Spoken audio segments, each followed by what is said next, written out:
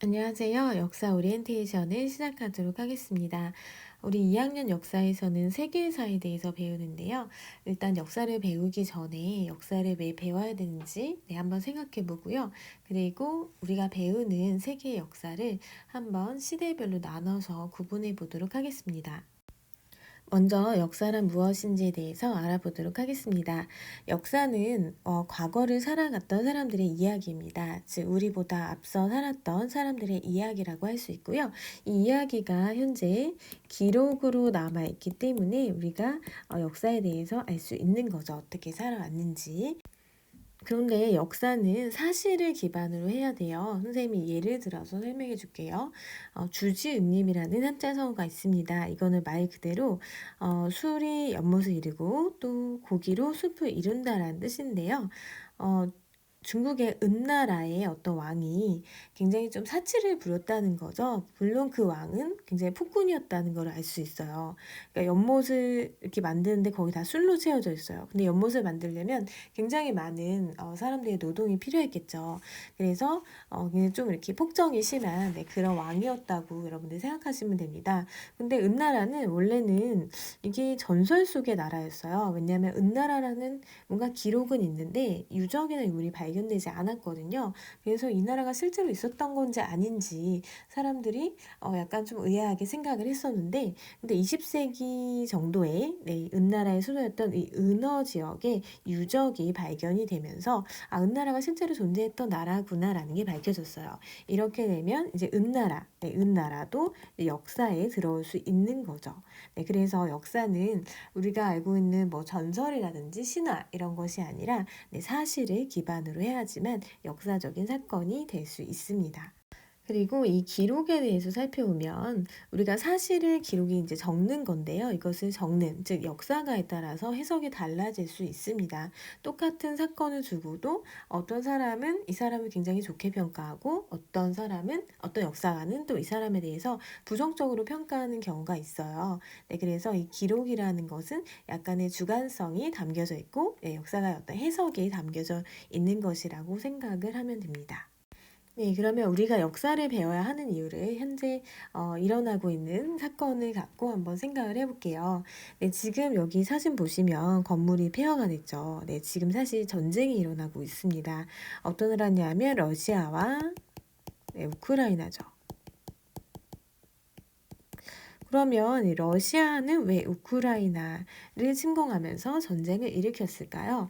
일단 지도를 보시면 러시아가 지금 이 우크라이나 지역을 공격을 막 하고 있어요. 근데 러시아의 그 대통령이 지금 여기 보이는 푸틴이죠. 푸틴 대통령이고 우크라이나 대통령이 젤란스키라는 사람인데요. 이 두 나라, 즉 러시아가 왜 우크라이나를 침공을 했는지 이거에 대해서 알기 위해서 여러분 역사적 배경을 이해를 해야 돼요. 이걸 모르면 왜 침공했는지 사실 좀 깊이 있게 이해하기가 어렵습니다. 그래서 일단 표면적으로 얘기하는 게 여기 우크라이나 옆에 이제 러시아가 있는데 지금 우크라이나가 나토에 가입하려고 했다는 이런 것이 표면적인 이유다라고 얘기하고 있어요. 우크라이나가 나토에 가입하려고 했는데 러시아가 이게 굉장히 싫은 거죠.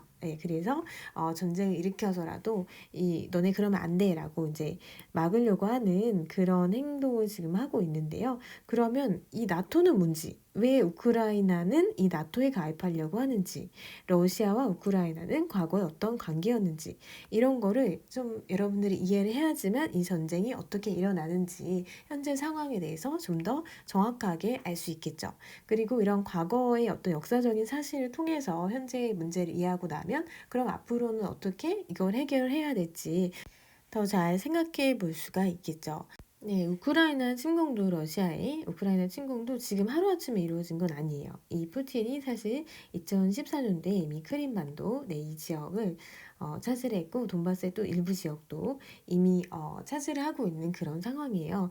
그런데 푸틴의 이런 다른 나라의 땅을 이렇게 침략하는 이런 모습이 2차 세계대전을 일으켰던 히틀러와 굉장히 닮았다라고 해서 사람들이 이 푸틴과 히틀러를 합쳐서 푸틀러라고 부르기도 하거든요. 히틀러도 전쟁을 일으키기 전에 처음에 다른 나라 땅을 먼저 조금씩 이렇게 차지를 하고 결국 이제 전쟁을 일으키게 되는데 그 모습이 닮았다는 거죠.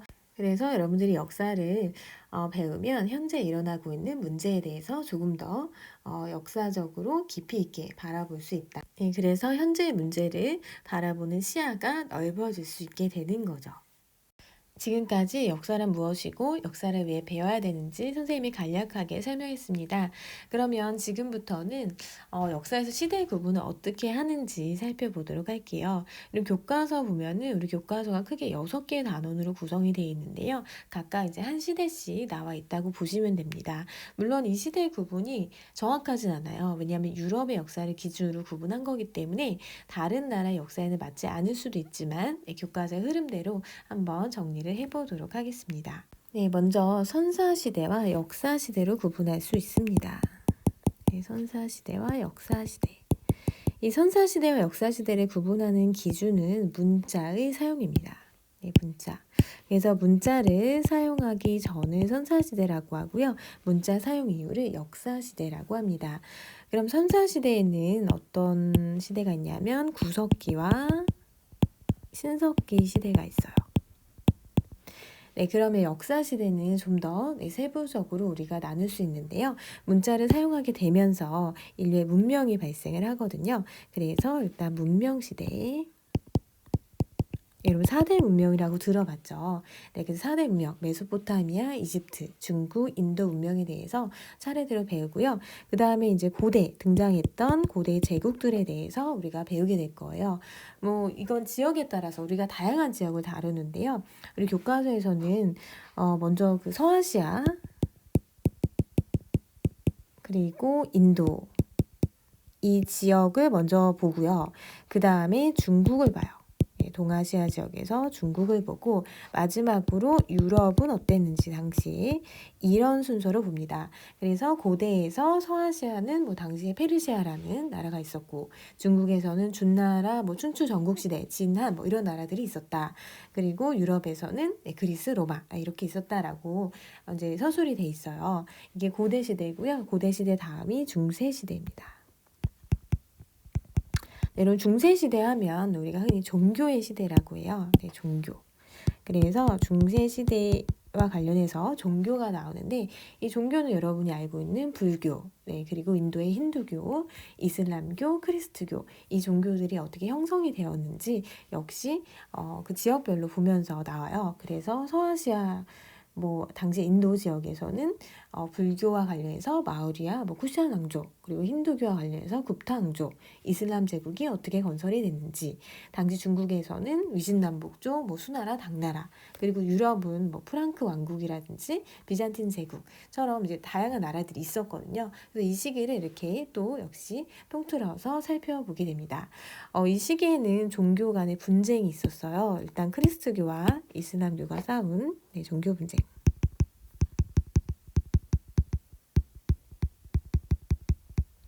네, 우리가 이 종교 분쟁을 십자군 전쟁이라고 합니다. 네, 그래서 십자군 전쟁에 대해서 이 유럽 파트에서 나오고요. 십자군 전쟁 이후에 이제 벌어진 어떤 사회 변화도 나오는데, 일단 뭐 종교 개혁,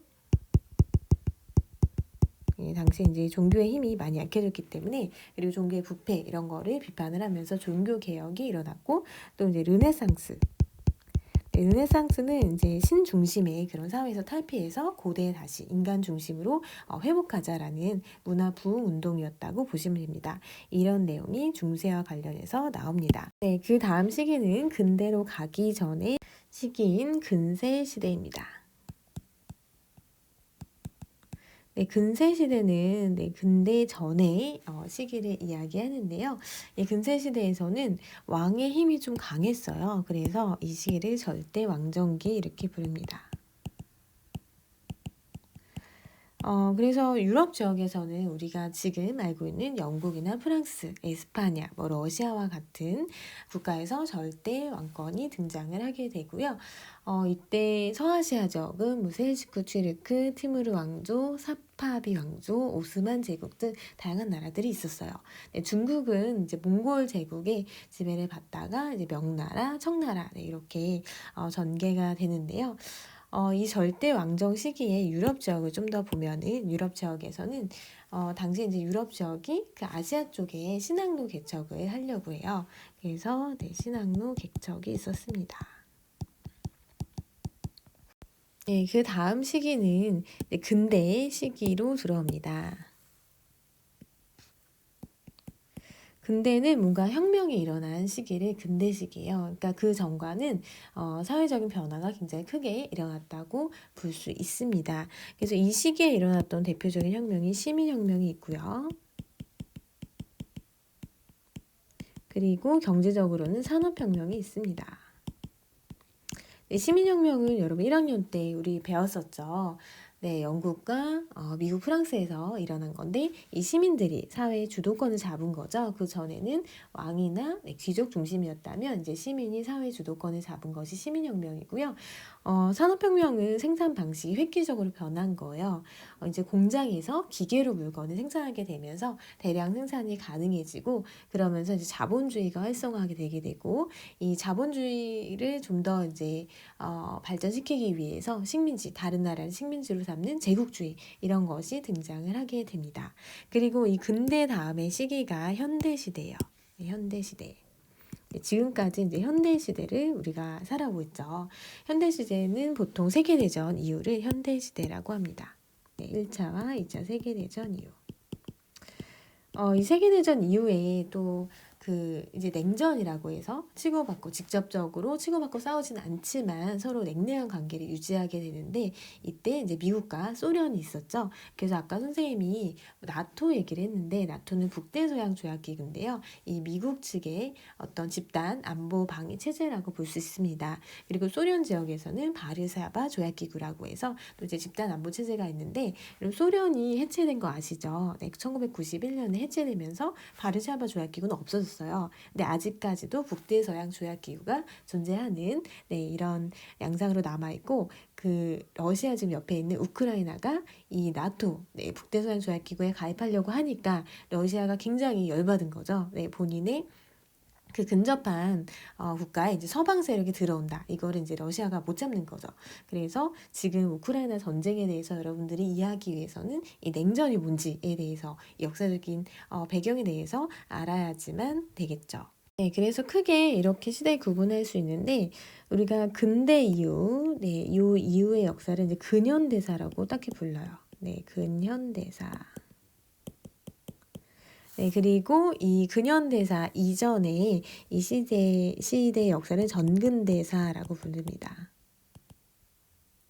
전근대사. 딱 이름만 봐도 이해되시죠? 근대 전이다라고 해서 전근대사라고 해요. 그래서 우리가 1학기에는 이 전근대사 부분을 배울 거고 근현대사는 2학기에 배워요. 이거는 1학기에 배우는 거고 근현대사는 2학기에 배웁니다. 그리고 교과서 단원을 보자면 이 구석기 신석기부터 고대시대까지가 1단원이에요. 1단원, 그리고 중세시대가 2단원, 근세시대가 3단원이 됩니다. 그리고 근대시대가 4단원, 현대시대가 5단원과 6단원에 걸쳐서 나와 있습니다. 그래서 여러분 보시면 알겠지만 우리는 시대에 따라서 역사를 이제 배우는데 교과서 순서대로 봤을 때 1, 2, 3단원은 전근대사와 관련이 돼 있어요. 즉 근대 전까지의 시기인 고대, 중세, 근세 시대에 대해서 배우고요. 그 다음에 2학기에는 우리가 근현대사에 대해서 배웁니다. 이 근현대사에 해당되는 시기는 근대와 현대예요. 그래서 분량으로 봤을 때 1학기에 더 많이 배우는 거 아니야 싶을 수 있지만 역사는 근현대사 쪽으로 갈수록 사건이 훨씬 많아지고 복잡해지면서 이 부분도 배울 내용이 상당히 많습니다. 그래서 분량으로 봤을 때는 거의 비슷하다고 보시면 돼요.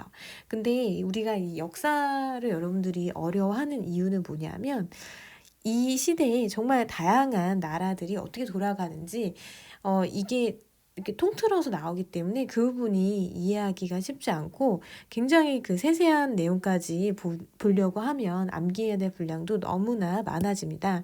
그래서 역사 시간은 어떻게 선생님이 수업을 할 거냐면 핵심적인 왜 이런 사건이 일어났지? 예, 그런 핵심적인 내용을 좀 다루려고 해요. 그리고 여러분들이 이 순서를 잊으시면 안 돼요. 이 순서대로 역사 교과서에 네, 기술이 되어 있습니다. 순서는 서아시아, 인도, 네, 이쪽 아프리카까지 해서 이 지역은 어떻게 되는지, 그 다음에 중국, 유럽 이런 순서로 나와요. 그래서 정말 전 세계가 이 시기에 어떤 일이 있었는지에 대해서 네, 우리가 종합적으로 배운다라고 보시면 됩니다. 다음은 평가 계획인데요. 이번 1학기는 수행평가가 없어요. 네, 수행평가가 없고 다 시험으로 네, 보려고 합니다. 코로나19 때문에 수행평가가 어떻게 진행이 될지 예측할 수 없기 때문에 여러분들이 등교 수업을 할지 원격 수업을 할지 예측할 수 없고 또 수행평가 때 빠지는 학생들이 많을 것 같아서 그냥 지필고사로 대체를 하려고 하는데요. 그렇기 때문에 1회고사 50%, 2회고사 50%가 되고요. 지필평가는 선택형, 객관식 50%, 선합형. 네, 선합형은 여러분들이 서술하거나 아니면 단답형으로 쓰는 건데 이거의 비중이 50%가 각각 됩니다. 그래서 이제 100점 만점으로 평가를 하게 됩니다. 그래서 시험 범위는 우리가 1단원부터 3단원까지 나간다고 했잖아요. 그래서 1회고사는 1단원과 2단원 쪼개서 2단원이 크게 이제 4개의 소단원으로 또 구성이 되는데 그중에 2-3단원까지 즉 이슬람 문화 형성과 확산까지가 되고요. 그리고 2회고사는 크리스트교 문화부터 3단원의 마지막인 신학로 개척과 유럽 지역의 질서 변화까지 됩니다. 그래서 이제 시험 범위가 상당히 좀 많아요, 사실. 네, 보면은 많은데 중간중간에 수업 시간에 다루지 않는 부분들이 있어요. 네, 이런 부분은 시험 문제에 출제되지 않기 때문에 굳이 공부를 따로 하지 않으셔도 됩니다. 네, 그러면 오늘 선생님이 얘기했던 거를 다시 한번 좀 살펴볼게요.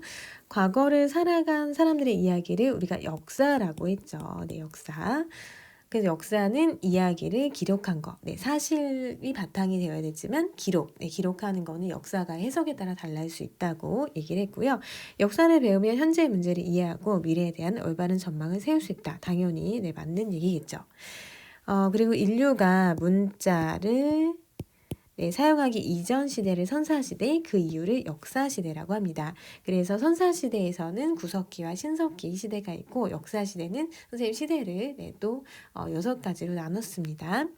그래서 역사시대에서는 먼저 고대시대, 그리고 중세시대, 근세시대, 근대시대, 현대시대 이렇게 시대를 나눌 수가 있습니다. 이 앞에 문명시대는 고대시대로 포함된다고 볼 수 있죠.